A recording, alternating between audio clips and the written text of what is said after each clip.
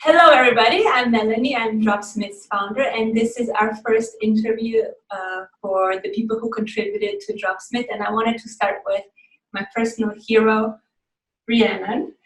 And I am so honored to have her here. I met her at Botanica 2012, and it literally changed my life.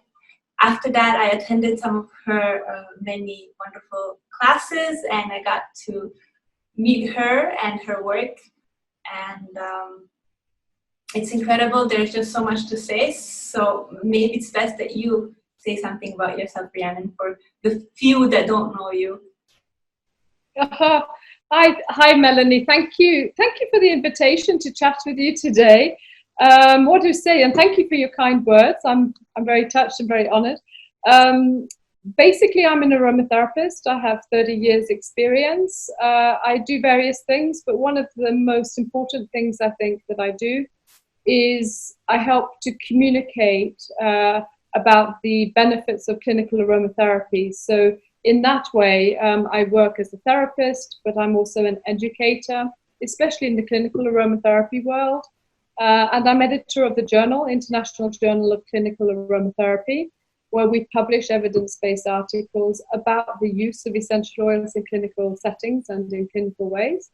And I am the host and organizer of the Botanica Conference Series.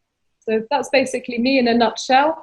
Professionally, personally, I live in the mountains of Provence, so surrounded by beautiful nature, dogs, cats, chickens, and my gorgeous husband, of course. Turtles as well. Don't forget them. You do much more. You're being modest. And another thing that's very inspiring from you to me is how you bring the community together. That's, I think, the most important thing I learned in Botanica is how beautiful this community is, and how we can all share our experiences and benefit from them. And I learned that from you. So thank you. So the reason, one of the reasons I invited you for this interview is because I want to interview everybody who contributed to Dropsmith as an author or editor. So we are using and quoting your wonderful, amazing journal, the International Journal of Clinical Aromatherapy. So do you want to say how that got started? What inspired you to do that? Yes, certainly. The journal began in 2004, and the goal really was to have a practitioner-orientated publication where people could take research and distill it down in pragmatic ways, how they could apply an evidence base to their work. At that point in 2004, there weren't journals like this, and we really just focused on the clinical setting. And we started off, and this is how we've kept it going, is that we take a theme per issue or per year, and we develop it along those themes. So we've had multiple themes since 2004, ranging from skincare, dermatology, respiratory care, digestive issues, aroma psychology, cancer care, palliative care, pain. You know, we've dealt with different topics over the years. And this year, for 2020, our theme is resiliency, because given the conditions and the climate we're in right now, people are having to cope with extreme circumstances. So that's the theme for this year. Congratulations. I have, of course, these journals myself. I learned a lot from them. I use them a lot in my work. In teaching. I loved how everything, like you said, is useful, and research is written down in a way that you can then apply it. But what I found, maybe, I wouldn't say most valuable, but something you can't find anywhere else, but in aromatherapy journals, is the case studies. So this is something you will not usually find in research, how these therapists really use the information hands-on. And this is something we also want to quote and share with people, so they get ideas on how to use these oils more efficiently for clinical purposes, like you said. And do you want to say anything about that, and how you choose who's writing and Well, yes, I think this importance of showing what's happening at the client therapist interface is really, really important, because we do have publications that are evidence-based, that are very scientific, and there are some good ones out there about complementary and alternative medicine. But sometimes the papers that appear there, there are meta-analyses, there are systematic reviews, there are double-blind, randomized clinical control trials. But sometimes that information doesn't really inform you as to what actually goes on between, in that intimate setting, which is an individualized treatment experience. So in each issue of the journal, I try to include case studies or case reports, just to keep us grounded, to show that really, aromatherapy is both an art and a science, and that we mustn't forget that a lot of the magic of aromatherapy comes at that very precious encounter with the patient. And that's hard to quantify, it's hard to give statistics for, it's hard to measure, but at least in the publication we can show that. So I'm glad that you find that's valuable. I like to showcase what other people are doing all around the world. That's one of my passions. I sometimes get bad rep for it, to be honest. But I do think it's very valuable, and people don't recognize it as much as they should, because we do have this scientific research, but a lot of times we don't know how to use it, or it's done on rats or whatever. With Dropsmith, I want to get as much scientific research as possible, of course, for the oil and the chemical components. But how to use that, how to apply that, that comes from a completely different viewpoint. And like you said, it's the human touch as well. So with having the honor working with a lot of therapists as well, and nurses, and helping out in clinical settings as well, I noticed that a lot of things are intuitive as well. And how do we then explain that? This is what I want to collect and see where it overlaps. So that's why I do use it, although some people agree with me. I think you've raised an important point, because a lot of great practitioners are not researchers. Yes. And many researchers are not practitioners.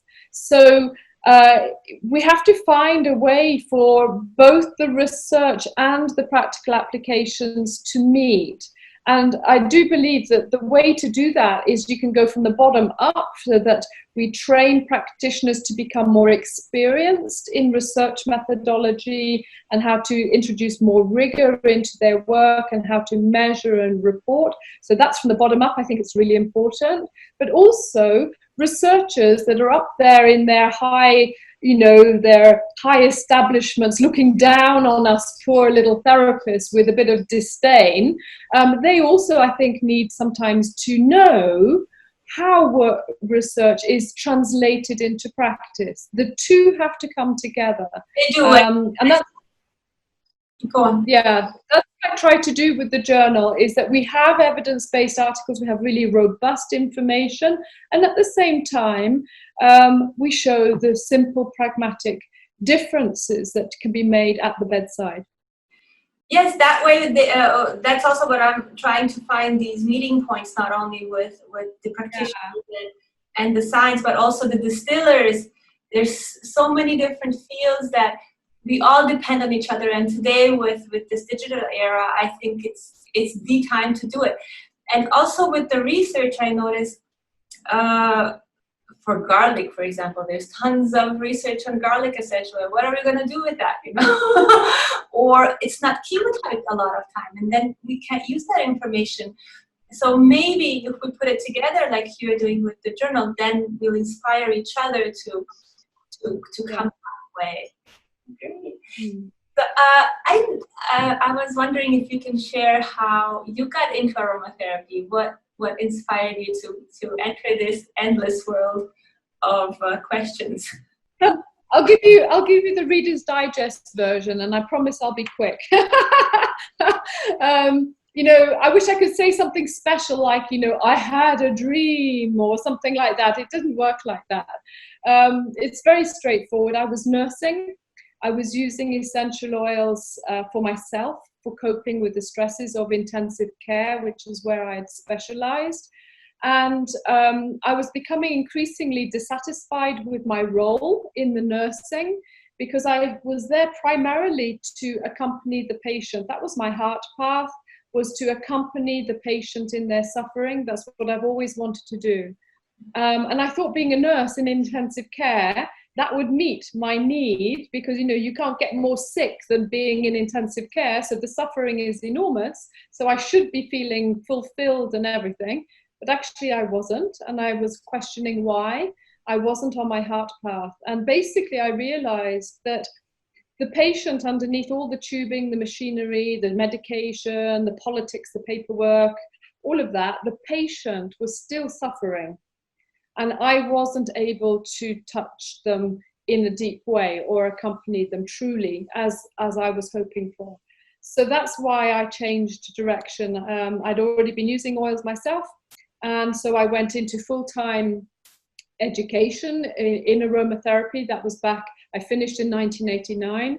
At that time, the training in aromatherapy was really quite rudimentary, I have to say. And then over the years, I've developed further. Of course, I've taken other courses.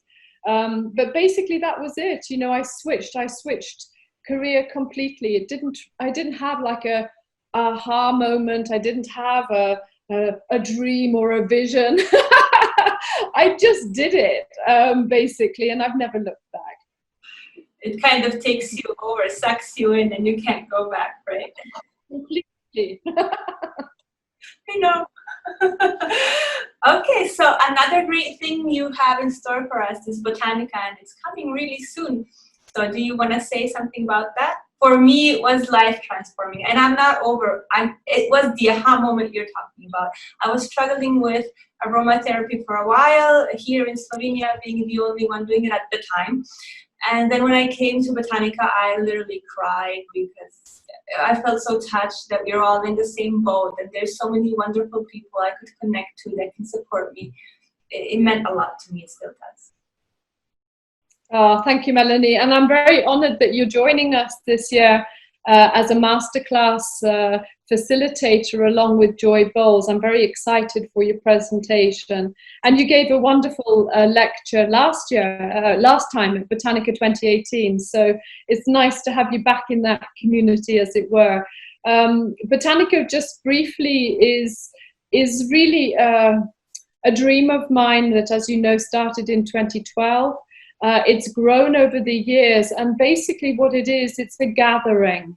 It's a gathering of professionals that are passionate about essential oils and herbal therapeutics, especially aromatherapy, where people have the opportunity to come together to learn, to share, to network, and be in an ambience of mutual support and respect. That's a really important thing for me, is to create the possibility for people to come together and celebrate what we have in common. So this year, Botanica is a virtual event for the first time. We were supposed to be with you, Melanie, in beautiful Bled, Slovenia in May, but because of the coronavirus, you know, all of the world went upside down.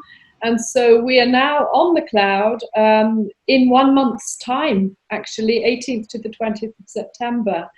And it's been a challenge to switch it into its current form, but my goodness, at the moment, I'm so delighted because the platform is in place, and I can't wait to share it, because people are going to be in for a great surprise and a wonderful experience of lectures, of trade show, of networking, and keeping that Botanica community spirit where people can chat live to one another.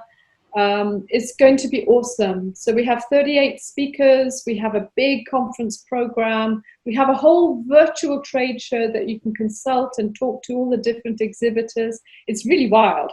So it's going to be good. Yeah, I'm very excited about it. Yeah, I can't wait for it to start now. Neither can we, you know, some of us live from Botanica to Botanica. We talk to Marika about it. We can live from Botanica to Botanica. Because it's all true that you said this. You succeeded completely in connecting us and making us feel welcome, and that we all have our place in this family. And of course the lectures, and you having a theme every time is also wonderful, that we can focus on this and then share this with our students. So definitely unmissable event. And now that it's online, I'm sure there will be much more new surprises and wonderful things. So everybody should join, right? Thank you. Yeah, there are multiple advantages of having it online. Initially, I'm obviously really sad that we can't physically be together, because there is a real magic that happens when people are connecting directly. But there have been some really beneficial fallouts with regards to the virtual platform. People have even more time and even more opportunity to learn and to connect with people. And that's a big part. This connectivity, keeping the world connected, is really a huge part of what my mission is. And for this year so far, and maybe it'll go up even more between now and the event, but we are at 54 different countries represented. Just if you look at Europe alone, which has 27 member countries, in the European Union, we have 23 out of 27 of those countries are coming. It's like wild. I'm always staggered by the sheer international nature of this event. So 54 different countries in total are represented amongst everybody coming, and that just it blows me away. So it really is about community. It is, and I'm honored to be part of it. Thank you so much for supporting me. And as you mentioned, in 2018, I even got to present Dropsmith on Botanica. So can you just share? I'm so honored that you supported me from the start. Why you did it, and what Dropsmith brings to you in the community, perhaps. Yeah, I think Dropsmith is quite remarkable. First of all, you're my aroma daughter, so I'm going to support you in whatever you do, because you're such a remarkable individual. But of course, Dropsmith is much more as well. And you've succeeded in doing something really special. You've created this web, this connection, which of course, as I was saying, I appreciate, where you're linking users of your platform with distillers. You're providing valuable service to various players in the development of Botanica. I love that you've created something that's absolutely extraordinary between the universities, the people that analyze, the distillers, the users, the therapists, and also through the fact that you master technology and you are meeting the needs of what people demand today. We're in this technological world, and you've created something that is really special. Another aspect that I think is quite valuable, very valuable for me personally with Dropsmith, is that it's not just about creating a blend and looking at that. It's also about going deeper, how many layers you have built into the platform. So I love to be able to look at the individual constituents, and then that takes you down all these different layers into the research about the constituents, and the same about the essential oils and the references that you use to back up what you claim as a property, or what you say is a property of that oil or that constituent. So I think that multifaceted nature of Dropsmith is the really strong point of what you've done, and it's beautiful.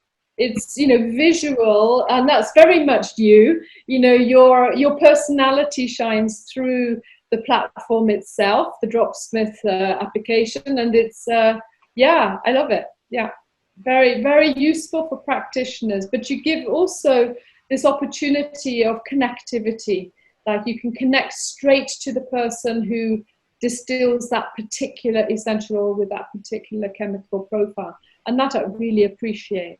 It's a very generous thing that you do. Thank you so much. So So this is what you would recommend it. I have no other questions. I guess. Well, thank you so much for this interview. It's been an honor to have you and to have you in my life and support Dropsmith as well. And if you have anything else you would like to say to our watchers, now is the time. Just say thank you for listening, and I hope it's been interesting for you. I hope to see you at Botanica, of course. But just keep up the good work and keep your passion alive about the use of essential oils. That's basically it in a nutshell. Thank you, and thank you everybody for watching. I hope you enjoyed it. Bye. Bye.